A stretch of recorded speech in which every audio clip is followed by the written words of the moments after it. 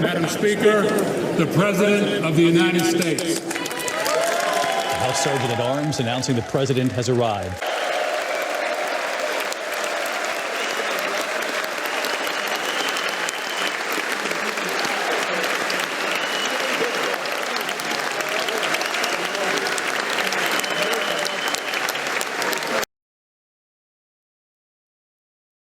State of the Union address. Of course, he addressed a joint session of Congress a year ago after being elected, but this is his first State of the Union, and it is a tall order.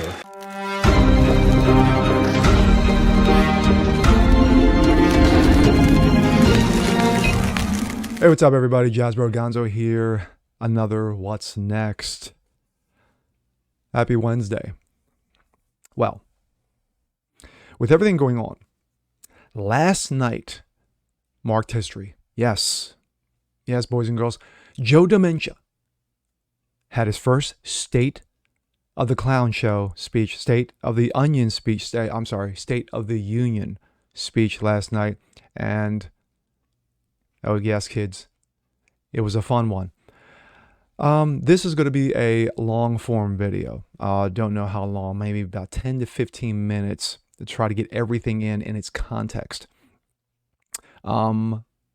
One particular surprise, and of course I'm going to show also the opposing view regarding Dementia's speech by two well-known personalities. But let's get this ball rolling, shall we? This comes out of Breitbart. Biden calls on Congress to fund the police. Yes. Fund the police. All right. As you can see there, Dementia Boy on one knee because, of course, he has no idea why he's there. In his State of the Union speech, Joe Dementia used his address on Tuesday night to call on Congress to fund the police and to oppose local efforts by his own party and left-wing nuts to defund the police in major cities amidst a crime wave. Yes, that lovely crime wave that's been going on since the summer of love, 2020. In remarks as prepared for delivery, Biden included the phrase, fund all police, in all caps to emphasize the point. Quote, I know it works, investing in crime prevention and community police officers who will walk the beat, who know the neighborhood, who can restore trust and safety.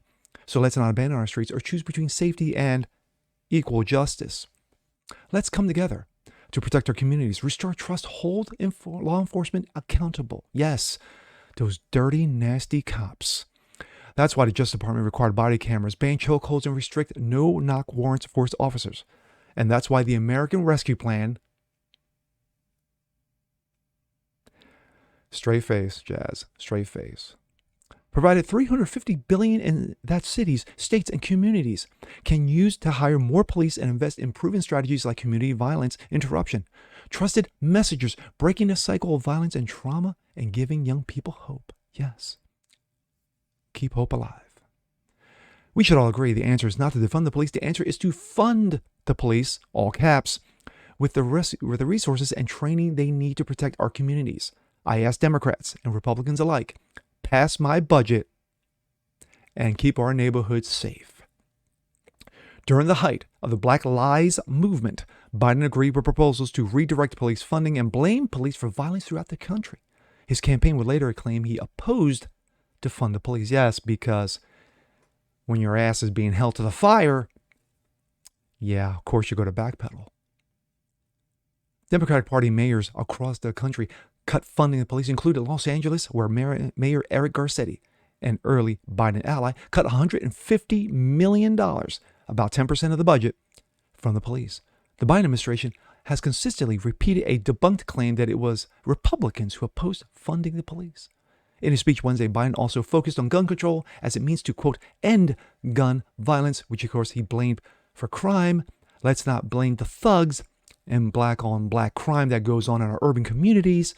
Well, because of facts. Now we go from that to this. This also comes out of Breitbart.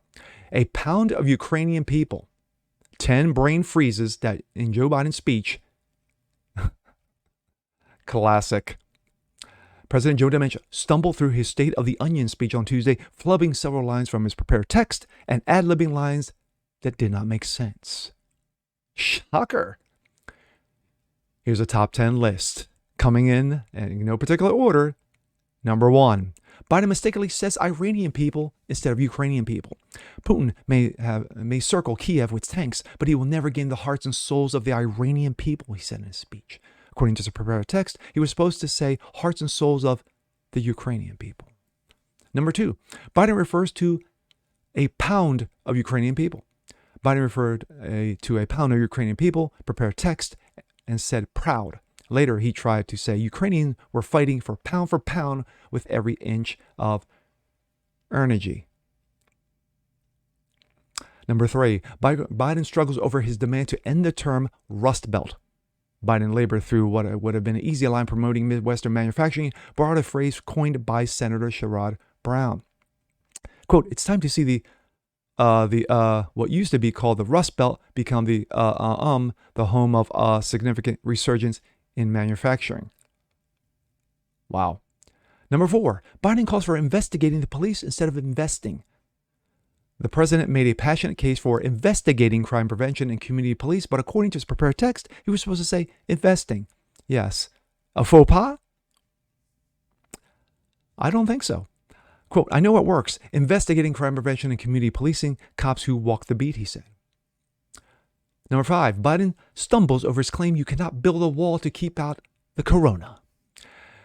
Quote, you can't build a wall high enough to keep out the vaccine. The vaccine can stop the spread of disease, he said. Biden typically talks about how no one can build a wall high enough to stop the corona, but the line was not in his prepared text. He failed to make that point. Well, maybe he meant to say you can't build a wall high enough to stop the illegals. Quote, it's number 6 coming in. Biden slurs his pronunciation of health premiums. The Biden referred to as health pregoriums. Number 7, Biden refers to the Russian ruble, or should I say. Biden stumbled over his pronunciation of the word ruble, a word repeatedly referred to during the Russian attack on Ukraine. Number 8, Biden refers to the effects of climate change instead of effects. We'll do it to withstand the devastating effects of climate change and promote environmental justice. Yes, because we all know, according to John Kerry, that climate change is deadlier than Russia attacking Ukraine. Number 9, Biden struggles to talk about the number of corporations in America. Quote, there are more corporations incorporated in America than any other state in America combined. I still won 36 years in a row, Biden said. Based on his past rhetoric, the president was likely referring to his home state of Delaware, but he never corrected himself. Of course, it was not prepared. Number 10, go get him. Biden inexplicably concluded his speech with the phrase, go get him, although it was not in his prepared text and it was unclear who he wanted the Congress to get. Wow. Okay, let's keep this ball rolling, shall we? Now, those with opposing points of view. This comes out of Daily Wire. Ben Shapiro, the great American renewal begins with their control of American life ends. On Tuesday night, Daily Wire editor Ben Shapiro delivered his response to the President's State of the Union speech titled The Real State of the Union. Ladies and gentlemen, we gather here tonight to mourn the state of our nation because the state of our nation is pathetic. And it is pathetic in the main because of the President of the United States. True. As it turns out, we all should have listened to Barack Obama. In 2020, former President Obama said something simple yet profound about his former vice president, a man he had labeled his brother.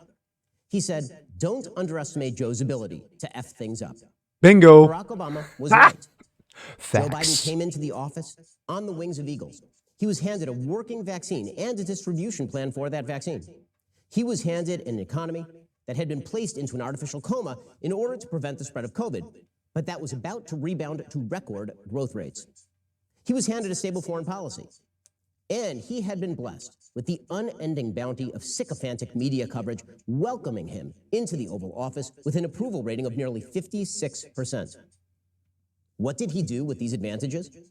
He presided over perhaps the worst first 14 months of any presidency since the Civil War. And unlike Abraham Lincoln, our current crisis Can you hear the toilet flushing? of Exactly Joe what Biden's America making. just went through the On last year and a half. after issue, Joe Biden is not merely wrong, he is aggressively wrong. He is not merely foolish, he is stubbornly foolish. Facts. Joe Biden became president with one goal: to enshrine himself in history as a great leader. Today, we can safely say that he is one of the worst leaders in American history. Bingo. Well, then again, he may be the worst in modern day history, probably since Carter, easily. Carter was bad. Barack Obama said, Carter, hold my beer. Biden said, Obama, hold my keg. On foreign policy, Joe Biden has made America a laughingstock. Enemies don't respect us. They don't fear us. They laugh at us. Facts, facts, and more facts. Biden promised stability. He promised he would be the adult in the room. Instead, he acted like a toddler, whining, mewling, throwing tantrums, and then at the end, capitulating. He precipitously withdrew from Afghanistan for no apparent reason, with no actual strategy, destroying a country for which America had expended thousands of lives and trillions of dollars by handing it over to a group of 8th century radical Islamist barbarians, or as I like to say, Islamo cockroaches. These barbarians promptly blew up 13 American service members, and in retaliation, Joe Biden's Reaper drones eviscerated an innocent family, including 7 children. Wow. Now millions will starve, thousands will be sold into sex and slavery, and terror groups will reconstitute the very soil from which the attacks of September 11th were launched, and thousands of Americans were left behind to suffer under the Taliban. Wow. Biden cut off the Keystone Pipeline within days of becoming president, greenlit the Russian Nord Stream 2 pipeline, enriching Vladimir Putin and destroying America's energy independence, which, by the way, November of 2020, under Donald Trump, became solely independent for the first time in over 30 years. He then proceeded to futz about uselessly as Putin prepared and launched a full-scale invasion on Ukraine, all of which paves the way for a Chinese attack on Taiwan. You got that. More aggressive Chinese moves in the South China Sea. Borders. Biden has ushered the greatest wave of illegal immigration in modern history. In his first year, Biden administration was on track for 2 million illegals crossing the border. The reason is clear. Illegal immigrants have been openly telling media members they're here because Biden will welcome them. Unlike when Trump was in office, they were scared to death, and we saw a steep decline in illegals crossing under 4 years of Trump. Meanwhile, on northern border, Biden has stood in solidarity with Justin Trudeau, as basically he went all Castro against freedom lovers, truckers in Canada. But at least Biden has brought transgenderism and diversity and equity inclusion into the Defense Department. You feel safer already? Wow. Sorry about that. This comes from Clay Travis from Outkick and his points, or his point of view, in regards to... Filled with a lot of lies and a lot of inaccuracies, attempting, big picture, this was Joe Biden's attempt to pivot back to the middle. This was his attempt to be moderate. And I'll explain what I mean by that. But I want to start off right off the top. If you do not have a massive, absolute, furious reaction, for 2 years, they told you you had to wear masks inside of the Capitol Hill, Congress, House of Representatives, and the Senate. Just in time for the State of the Union, they suddenly totally do away with the mask mandate. I mean, I am talking about Joe Biden walking right out, shaking hands with everybody. Yesterday, Joe Biden wore a mask when he walked across the grounds at the White House, that big black mask that covers half his face. He was asked multiple questions regarding Ukraine, regarding... He walked right into the floor of the House of Representatives, no mask, virtually no one had masks on. And not only was he not wearing a mask, he was shaking hands with everybody.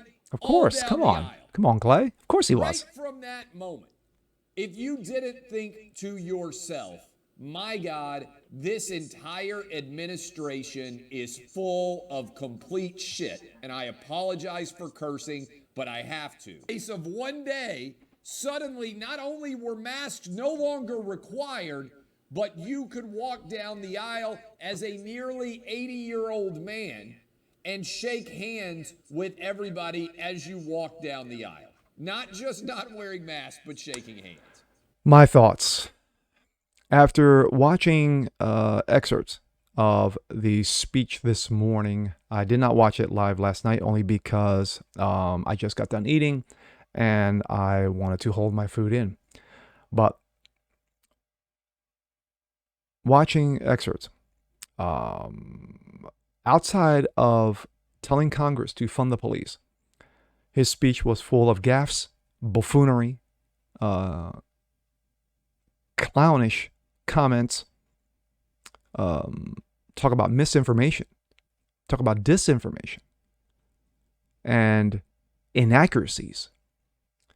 Any more? Any more terms I like to use that I can think of? No. I'm sure I can think of 1,000 more once I'm done this video. But when you compare the State of the Union speech from 2020 with Trump, not at the height, but at the very beginnings of the COOF, and compared to last night, where it sounded like there was only 3 people in the room, you get the gist of why Americans are mad.